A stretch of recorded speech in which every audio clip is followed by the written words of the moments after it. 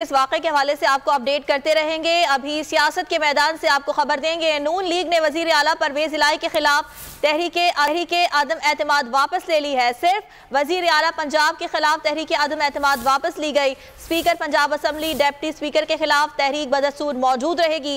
लीगी रहनुमा की जानिब से यह बताया जा रहा है। नून लीग ने वजीर आला परवेज इलाही के खिलाफ तहरीक आदम एतमाद को वापस ले लिया है और यह बताया गया है कि सिर्फ वजीर आला पंजाब के खिलाफ तहरीक आदम एतमाद वापस ली गई है, जबकि यह भी बताया गया है लीगी रहनुमा की जानिब से कि speaker Punjab assembly deputy speaker के खिलाफ तहरीक बदस्तूर मौजूद रहेंगी। अखलाक बाजवा नुमाइंदा खुसूसी हमारे साथ मौजूद हैं, इसकी सूरत हाल और तफसीलात उनसे जानेंगे। जी अखलाक बताइएगा। पाकिस्तान मुस्लिम लीग नून और पाकिस्तान पीपल्स पार्टी ने जो वज़ीर आला चौधरी परवेज इलाही के खिलाफ जो तहरीक अदम एतमाद पंजाब असम्बली में जमा कराई थी वो जो है वो वापस लेने की है। और इस हवाले से पाकिस्तान मुस्लिम लीग नून के चीफ व्हिप खलील ताहिर सिंधु जो है वो आज से कुछ देर कबल जो है वो पंजाब असम्बली पहुंचे और उन्होंने बाकायदा तौर पर जो है ये तहरीक अदम एतमाद वापस ले ली है।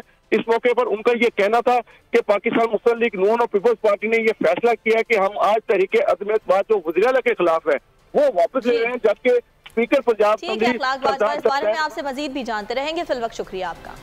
और एक बार फिर बात करेंगे दहशतगर्दी के